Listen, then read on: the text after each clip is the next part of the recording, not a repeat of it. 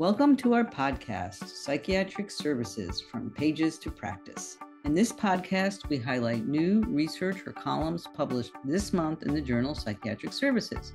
I'm Lisa Dixon, editor of Psychiatric Services, and I'm here with podcast editor and my co-host, Josh Berezin. Hi, Josh. Hi, Lisa. Today, we have a real treat. We're going to be talking with Bob Drake about individual placement and support. We are very happy to have Bob Drake, who is a retired psychiatrist, but still works full-time, here to talk about a personal reflection that he had in the journal that was entitled An Employer's View of Recovery. So, Bob, thank you so much for joining us. It's a real honor. My pleasure. So this is a personal reflection that you wrote that starts out with a little bit of like a description of your research team at Dartmouth in the 90s. And I thought it would be helpful if you could kind of set that stage for us a little bit. Where were you in your career at that point? Where was the research team or the state of research that you were looking into? And also, like, what had kind of led you down that path to get to that point? So I moved up from Boston to Dartmouth in the early 80s. Dartmouth's a kind of a backwoods, tiny college and medical school. And when I got here, there was no research going on at all. But I was interested always in documenting what we were doing and trying to figure out how to make services better for people with mental illness. That's been the theme of my long life, I guess. I've been trying to do something helpful for about 60 years that way, and mostly failures along the line. But when I came here, Bob, can I just say something? Yeah. You can have mostly failures and have just one success, and that could be really defining. Yeah, that's sort of true for me. And, serendipity that got to that. When I was in Boston and when I first came here, I got some of the people in different departments together here who were interested in thinking about mental health services. And for many years, I was studying traditional mental health things like psychotherapy, like medications, like case management, and so on. Initially, we were studying assertive community treatment because that had been what we worked on in Boston. And then when we came to New Hampshire, we got a grant to establish the assertive community treatment teams in all of the mental health centers. And then along the lines, we had an opportunity to think more about social determinants of health, especially employment. And that came from several different directions. One was the director of mental health in New Hampshire was this brilliant young social worker, came to us and said, okay, look, now you guys are the researchers in New Hampshire. New Hampshire is kind of a dead end place for research. And so he said, I want you to help us solve a problem. The problem is that every year when we do a survey of people in the mental health system, they say that their greatest interest, what they want most from the mental health system, is jobs. And we don't have a clue how to help them find jobs. So we've never, really paid attention to that. And I didn't know anything about it either, but I tried to pull together some people who had experience with employment and, just called people around the country who were working on this area. And then we had this surprising opportunity. This was really the greatest serendipity of my life, which was that the director, again, was planning to close some of our day treatment centers for financial reasons. The state had to do that.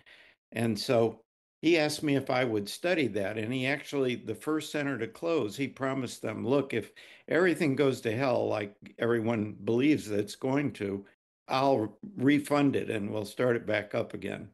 So that was a nice opportunity, and we studied this one mental health center. New Hampshire's just small towns mostly. And so I had this one mental health center with about 100 clients in day treatment. And we found another center that was exactly the same size and had a similar day treatment center as a comparison group, right?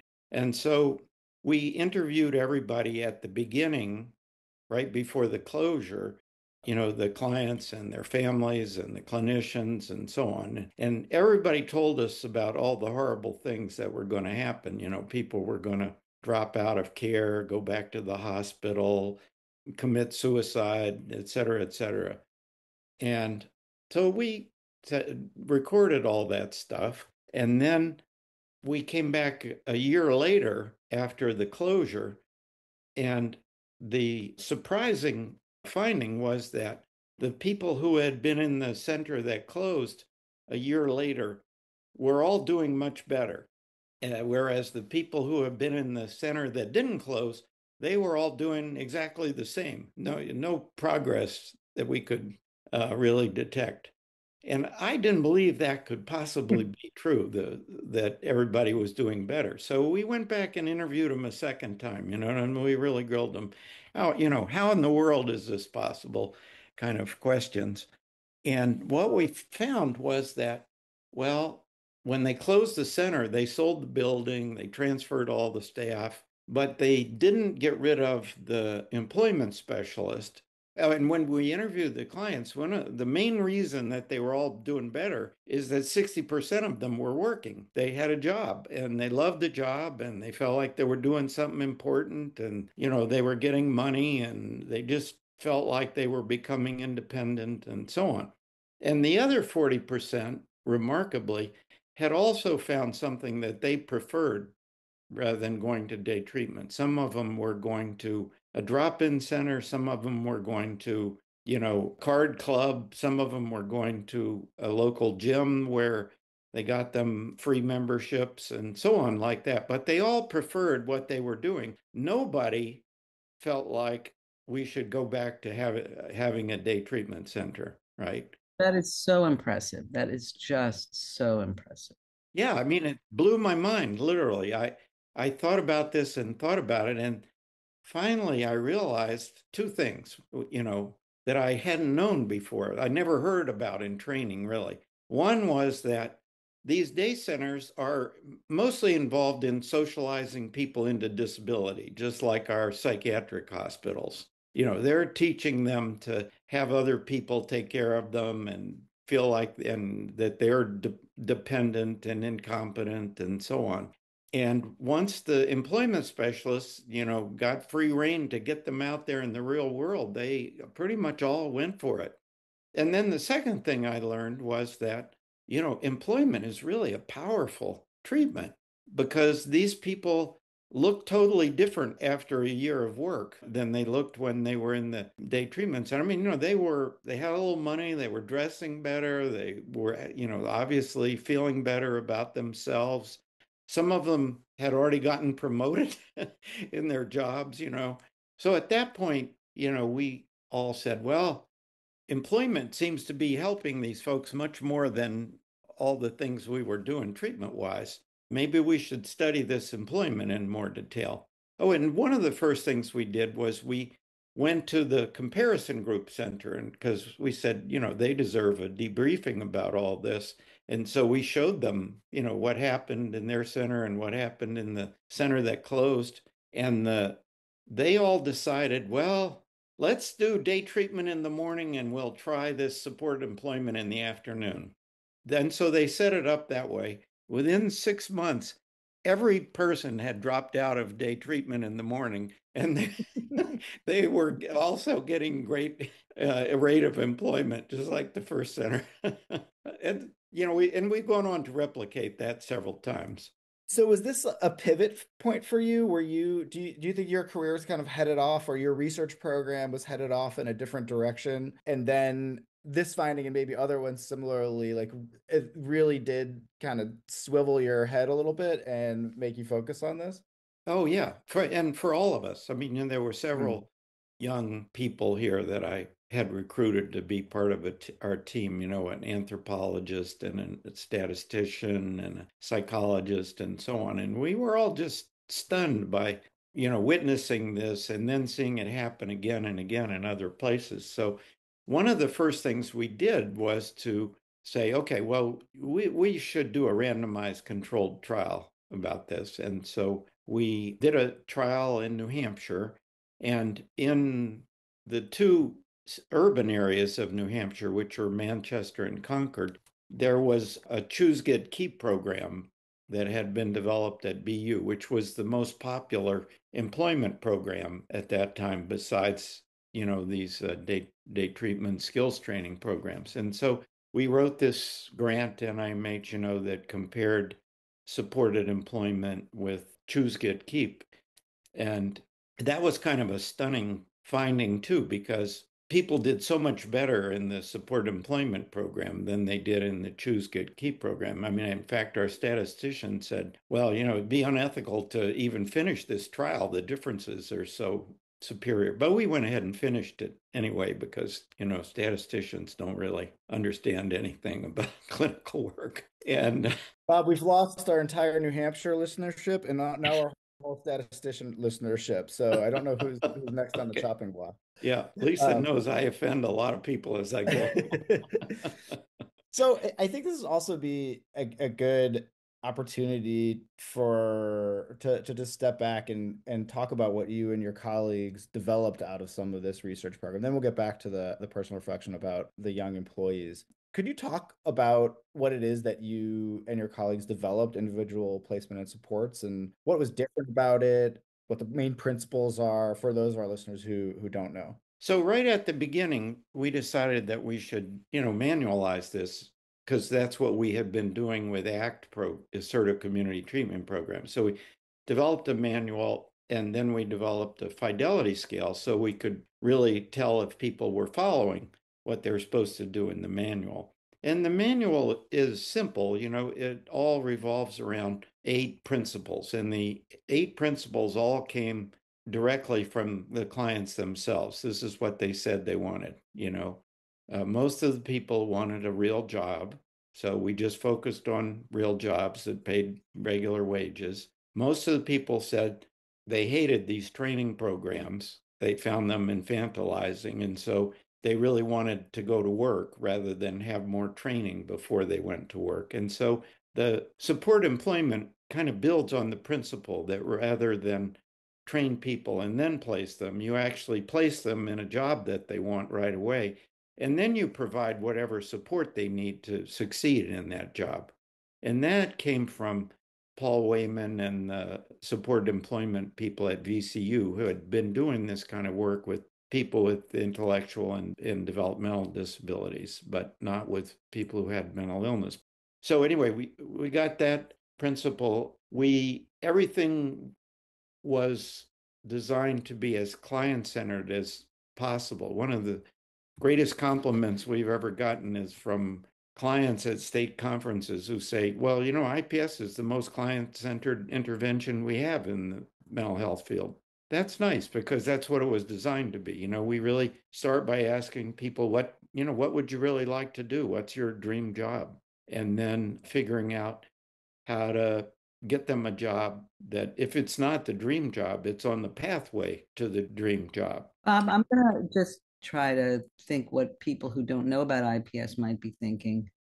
What do you do when someone says, oh, I want to be the chair of Procter & Gamble? Yeah, that's a great one. Yeah.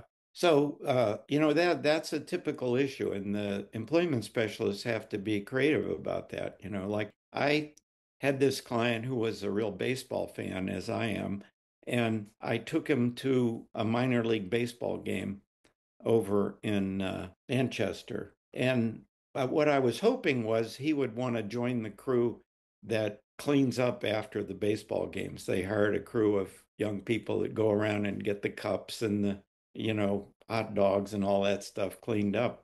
But I, went all around the stadium with him and showed him different things. And I said, well, Jed, you've seen all the jobs around this baseball. What do you think you would like? And he said, well, I think I'd like to be a pitcher.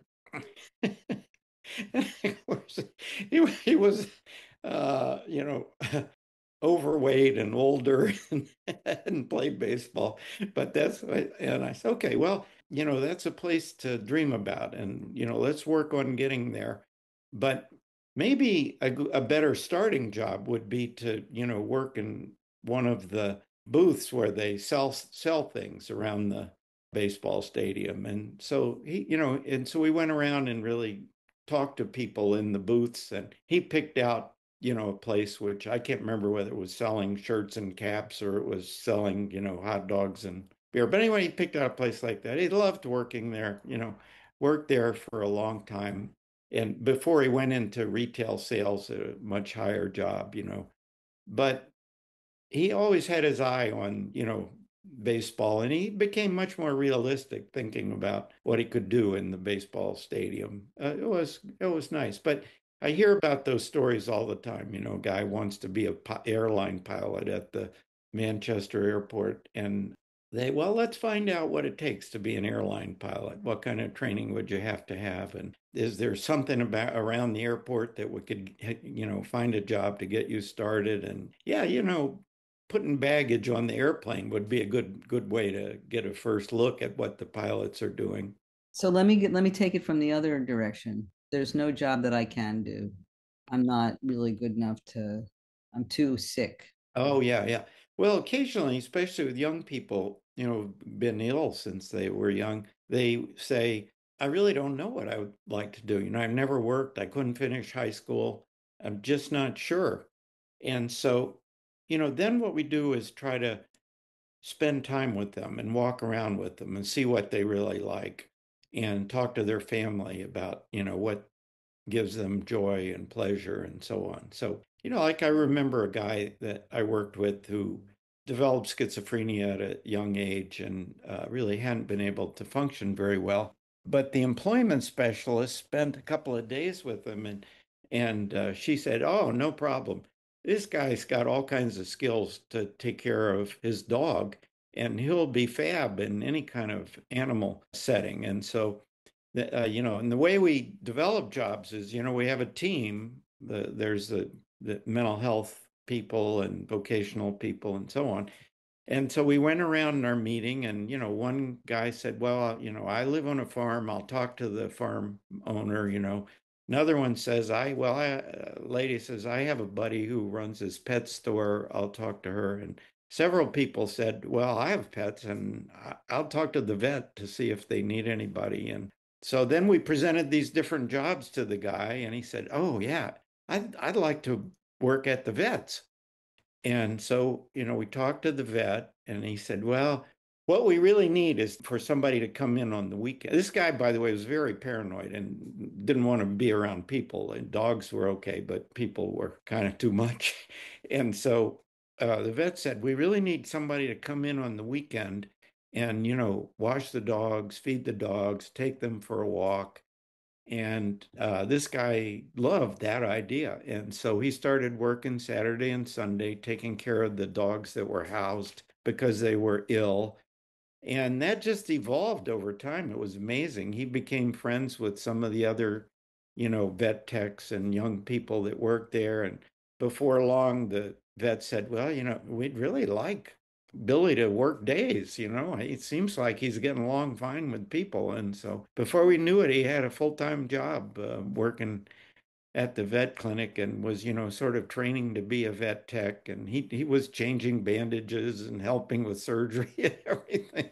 It was kind of amazing. So I think people have at least gotten the flavor of IPS. Is there any other kind of technical aspect of the model that you think It's really important? Yeah. Yeah. Well, one is that we follow people along. The vocational rehab services in this country usually discharge people, even if they're very successful after 90 days, and a lot sooner than that if they don't show much promise.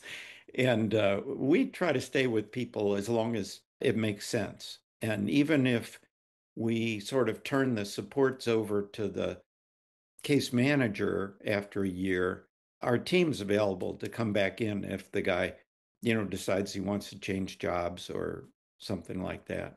And we try to teach people whatever they need on the job. Sometimes it's computer skills, sometimes it's social skills, sometimes it's, other technical things where they're working. And also just to give people a sense, how big is IPS right now? Like do you know how widely utilized it is across the country and internationally? Yeah. So we have about 1,000 programs, in the US, and we reach about 100,000 people a year. And internationally, we're not totally sure, but we have, there are IPS programs in about 30 countries, and we help all of them.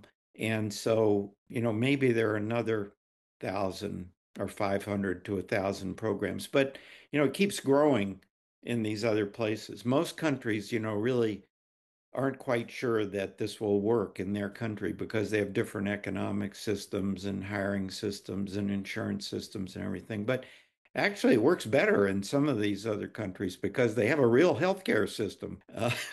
The biggest problem we have usually is trying to keep the healthcare system functioning so that we can build a team. And from one state to another, there are all kinds of fluctuations in keeping staff and keeping their healthcare centers going.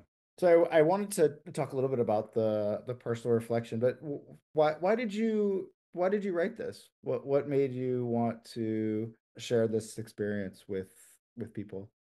Oh, it's been my habit since graduate school. I got a PhD on the side, and then they really helped me develop the habit of writing down what I was thinking about every day. And so I've got a giant folder of unused essays that are really just, thoughts about something. A lot of them don't make any sense at all when I look at them in the light of day. But I like doing it, because it gets me thinking about, well, what's really going on and what do we need to do to improve things? And when we started studying employment, all these amazing things happened to us, that surprised me. After we did the study in New Hampshire, by the way, we got lots of criticism about, well, of course that worked in New Hampshire. It's all white and it's all rural, and you don't have drugs in New Hampshire and all these other core American experiences. And so we did the second trial in Southeast DC, and we recruited people who were in homeless shelters, and they were pretty much all, African American, and all had mental health and drug problems. And I wasn't sure at all that it would work in that kind of setting but anyway.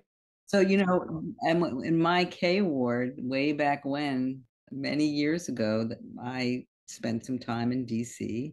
Yeah, helping to analyze that program. Anyway, things work great in that program, pretty much just like they worked in New Hampshire. I mean, we worked with a program, fortunately, that was good at helping people find housing as soon as they had an income. But we just got great results there. And across all of our studies, a background of homelessness or severe symptoms or substance abuse, and all those things don't have any impact on the outcomes of IPS. People generally, in fact, it's hard for us to understand. Well, some people just don't get committed to trying.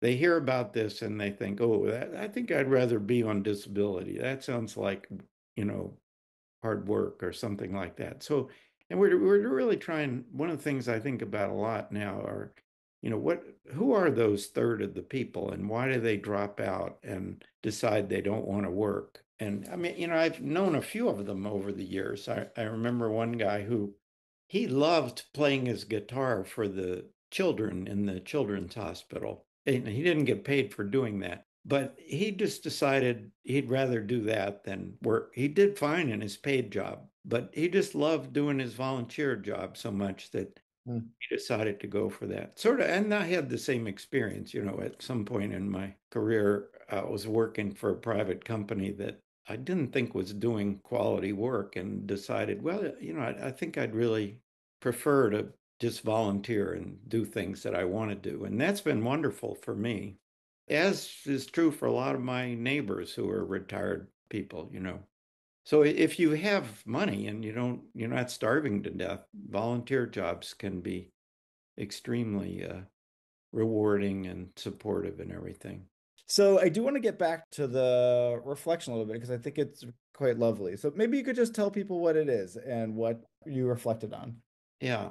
So, as we built the center here, the research center, we did everything wrong in terms of the current day's values of, developing a totally antiseptic work environment. We were all friends, and, we went out for a drink together every Friday night, and we knew each other, and our families were friends. And then at some point, one of the doctors in the hospital called me and said, "Well, Bob, I know about what you guys do, and I just got remarried to a young woman who's really smart, but she has bipolar illness and alcoholism.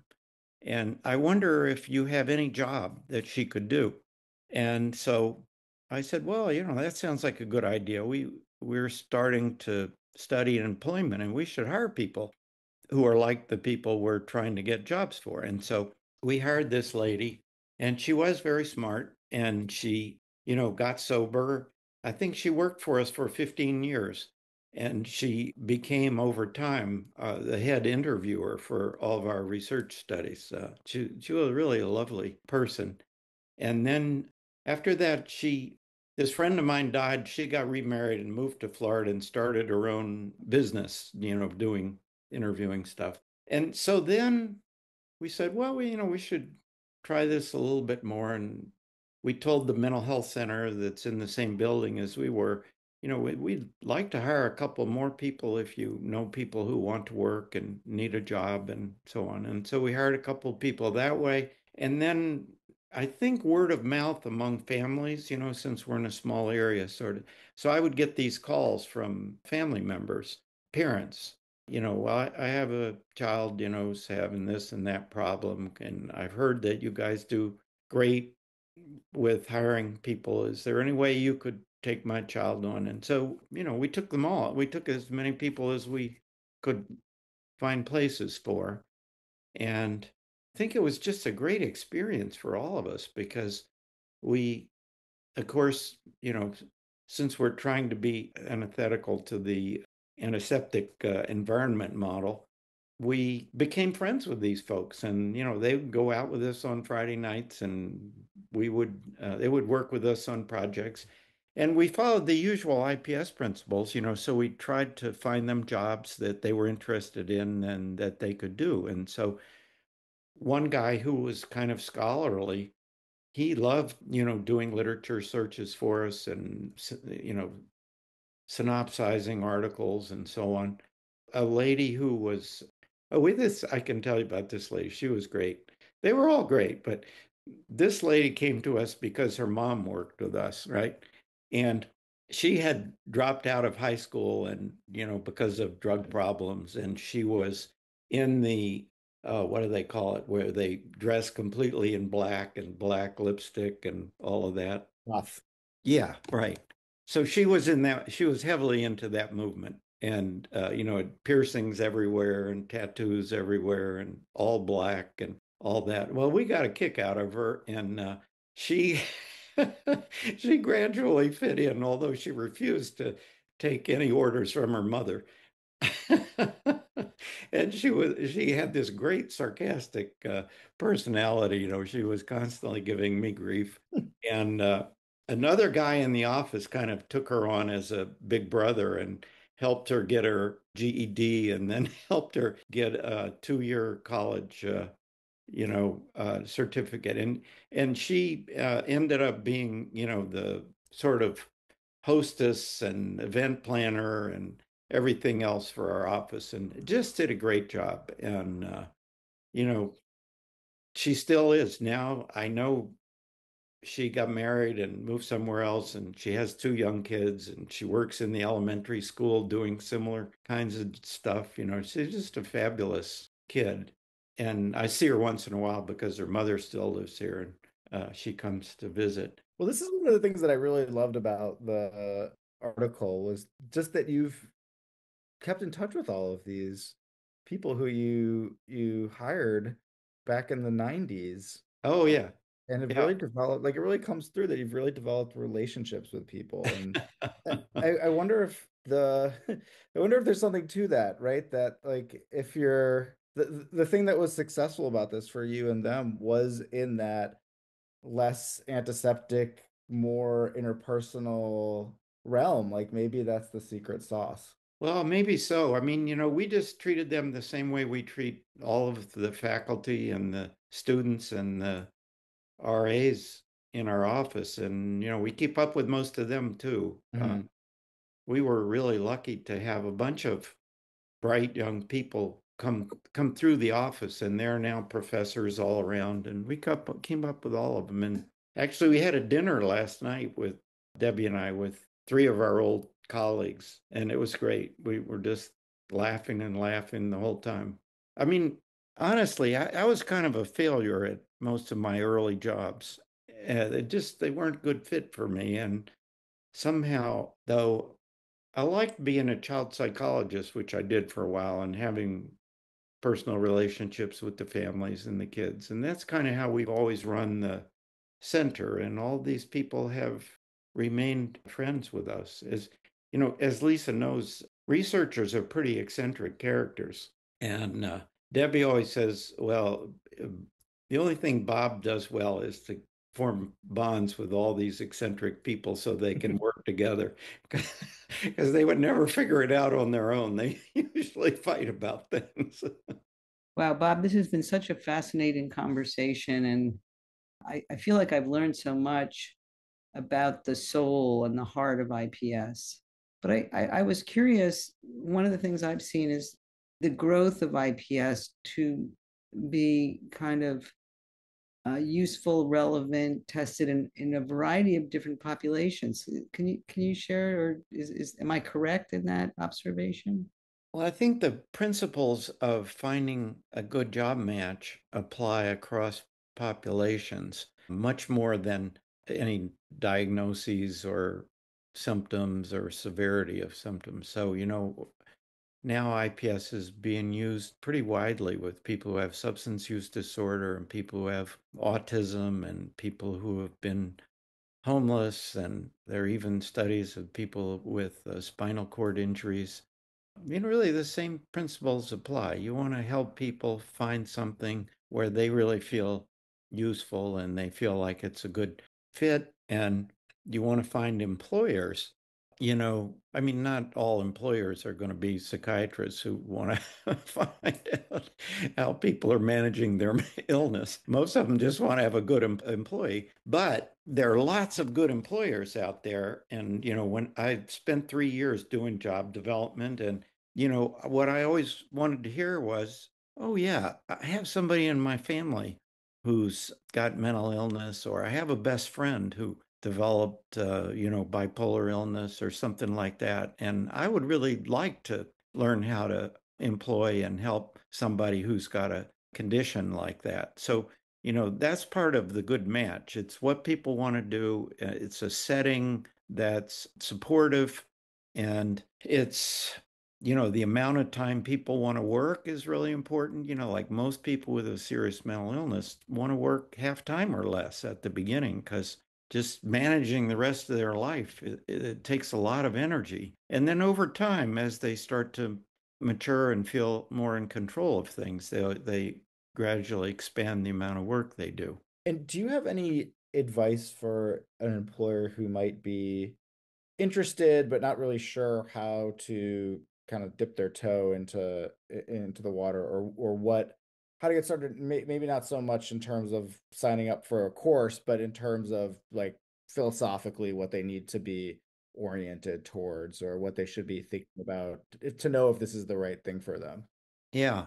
Well, the employment specialists are really good at talking with the family, because families usually are ambivalent about having their child go to work and maybe lose their disability payment. And employers are, ambivalent about this. We don't want to work with the third of employers who just say, I'm not interested. But we want to work with the, third who are very interested, and the third that want to learn about it because it sounds like something they'd like to do. There has been, I gather it's being dismissed along with a lot of other things by the new government, but there has been a strong pressure in on HR departments and companies to hire people with disabilities. And in many countries, it's a requirement. You have to prove to the government that 10% of your employees are people with disabilities. I mean, we haven't gotten there in this country, but I think it would make good sense if we did.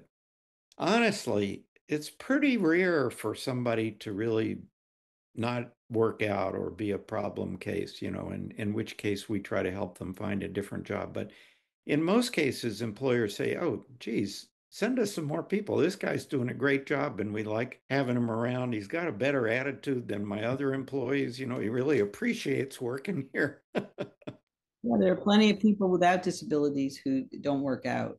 Yeah, right. Right.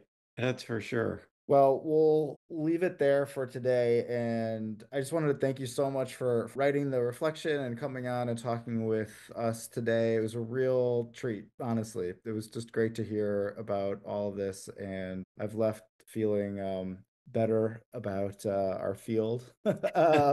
And just a real pleasure having you on the podcast today. Oh, well, thanks so much. It's been my pleasure too. That's it for today. Thanks to Aaron Van Dorn for mixing and editing and Demery Jackson for additional production support. We invite you to visit our website, ps.psychiatryonline.org, to read the article we discussed in this episode, as well as other great research and exposition. We welcome your feedback. Please email us at psjournal@psych.org. I'm Lisa Dixon. I'm Josh Berezin. Thank you for listening. We will talk to you next time. The views and opinions expressed in this podcast are those of the individual speakers only and do not necessarily represent the views of the American Psychiatric Association. The content of this podcast is provided for general information purposes only and does not offer medical or any other type of professional advice. If you're having a medical emergency, please contact your local emergency response number.